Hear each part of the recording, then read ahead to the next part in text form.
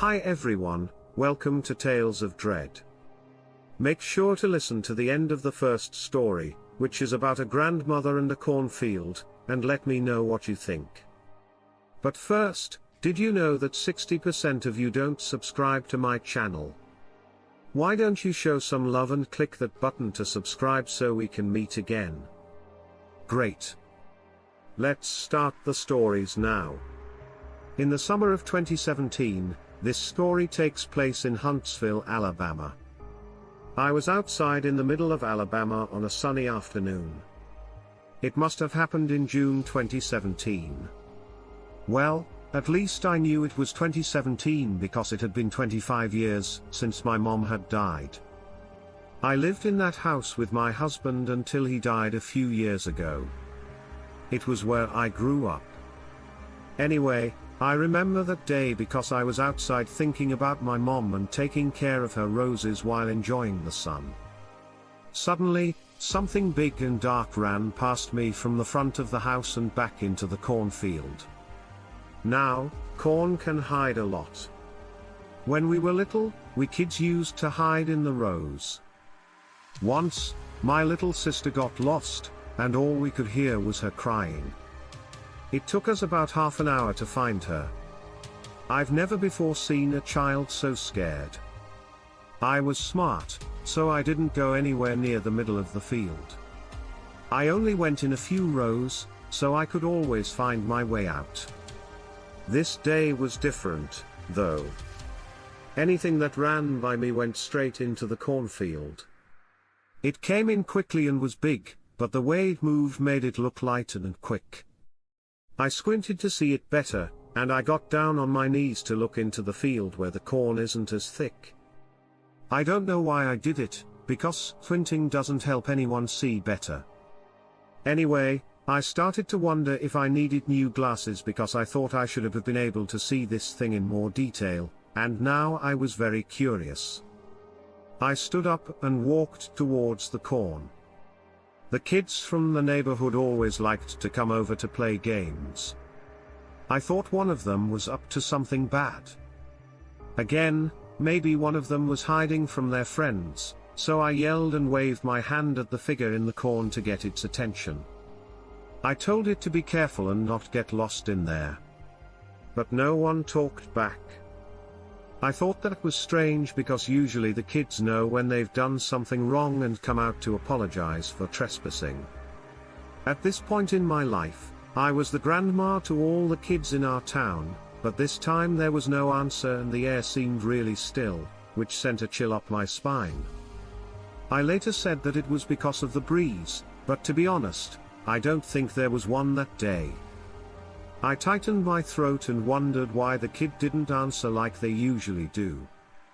So I walked closer to the cornfield and soon saw some kind of animal print on the ground. It looked like it could have been from a wolf. I had never seen a wolf print before, and since wolves are sneaky and good at hiding, I don't even remember ever seeing one.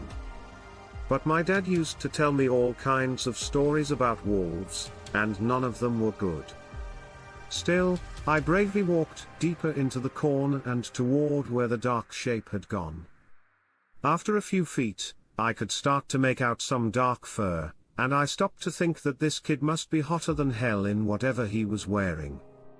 So I told him to listen to me and come out in a nice way, and before I could say another word, it happened. The thing took a step, and a dark, hairy foot came into the light. It looked like a wolf's leg, but since it was standing up, only one back leg could be seen. I thought I was going crazy. When I rubbed my eyes, the thing shifted its weight and leaned toward me. Now I could see that the wolf's body ended at the waist, and it turned into something that looked like a man with light skin on the neck. Was the head of a big dog, though, or at least that's how it looked to me as well as I can describe it. I think it's a kind of shepherd because it's all brown and black. The thing that scared me most about the creature wasn't its sharp, long, pointed teeth, but rather its eyes. It was yellow. Now I mean really bright, like the sun bright. We were both standing there and staring at each other. They were the kind of eyes that made you feel something deep inside. I couldn't help but think that when the corn was ripe, its yellow eyes would match the corn. But at the same time, fear stopped me in my tracks. Half of me wanted to run away, and the other half just wanted to stay and figure out what was going on. The half-man, half-dog thing or whatever it was made a soft growling sound as it sniffed the air near me. At that point, I could have sworn that all the color had left my face. There's no way that an old woman has never been as scared as I was at that moment. I also thought at the time that my church friends would love my story, but I wasn't sure how to explain it. I mean, nothing strange ever happens in our town. So, the thing moved closer to me. I smelled something that reminded me of salty corn, but it wasn't coming from my crops. This was the smell that 2 German shepherds and beagles could smell. Everything about it wasn't right, not at all. I started to wonder if I was crazy. Maybe I made it all up, or maybe one of the kids was playing a joke on me. They were always up to something bad when they played around. I crossed my arms over my chest and felt some of the fear leave my body.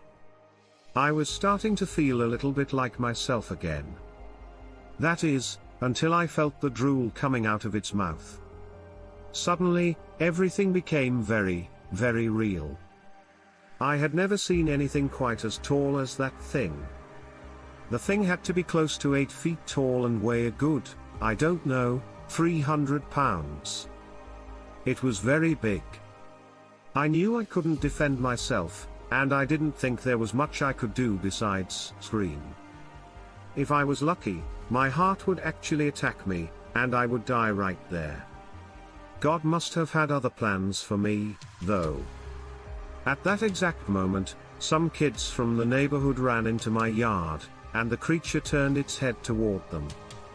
They weren't close to us yet, and they probably didn't even know I was a few rows into the cornfield. Now, the animal-like thing turned all the way toward them.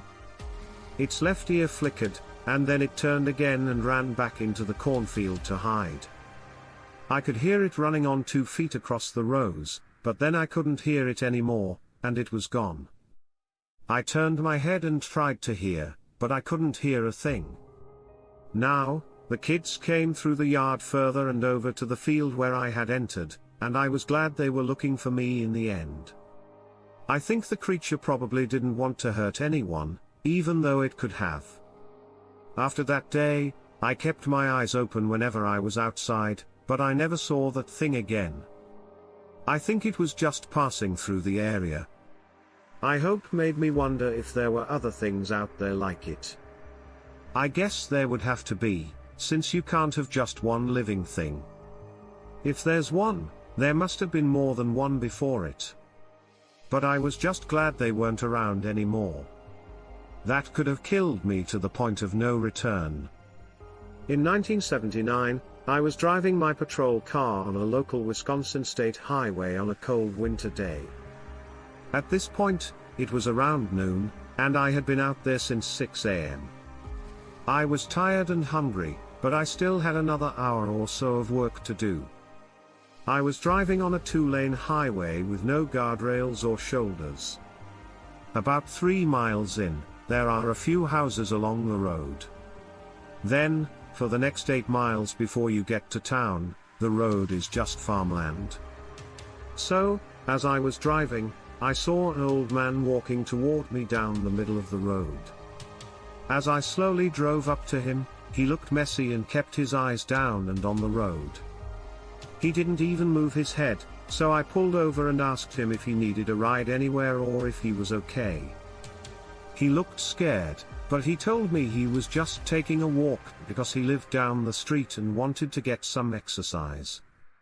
Okay, I said, but I asked him to get out of the middle of the road, move to the side, and stay safe.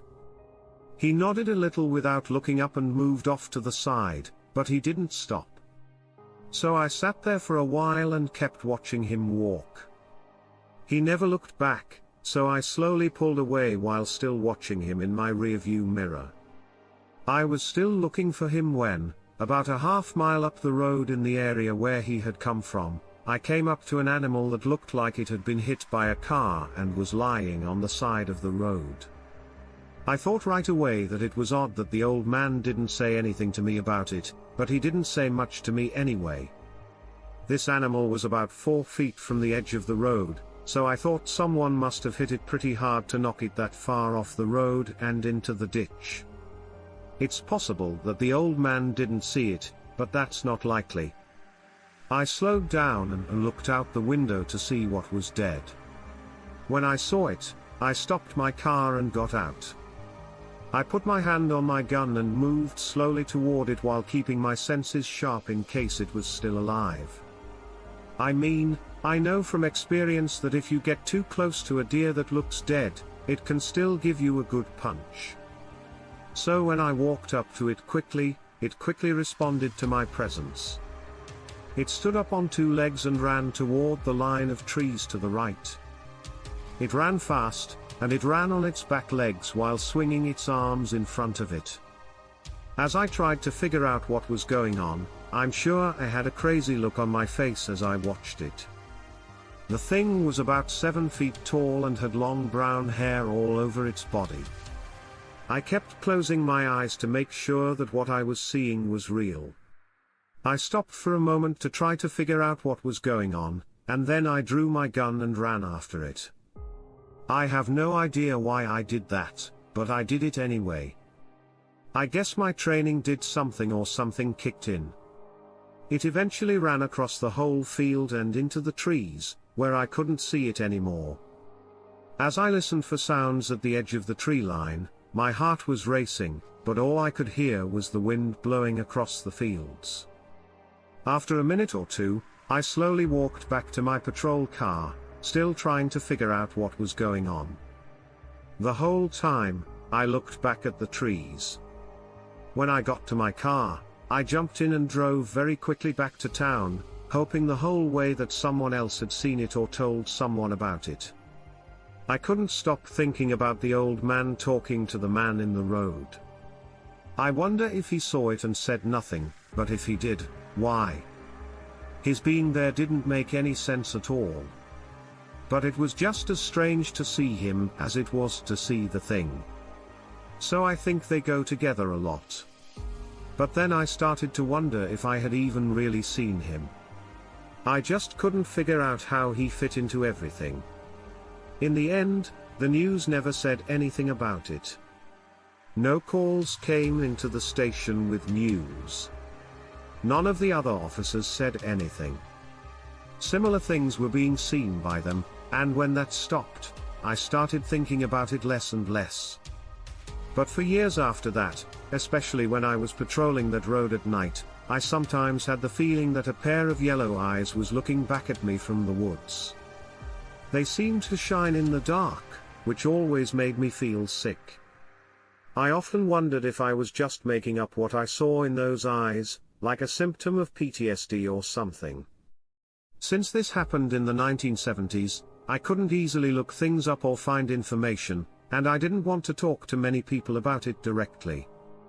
So I just kept it all inside. But in the last few years, I've been able to look around on the internet and search. After reading a lot of information, I've come to the conclusion that it was a dogman. Yes. I really believe that what I saw all those years ago was probably one of them. Even now, when I think about it, I still get chills, and I'm glad nothing bad happened to me that day, especially since I was so stupid to follow it. I still don't know what happened to the old man who was standing in the road. And what, if any, role he played in all of it, if any. Even though I think I know what happened that day, not knowing for sure is the hardest thing for me. I just don't feel like I can move on, but writing this is helping, and I'm very grateful for that. I really appreciate it.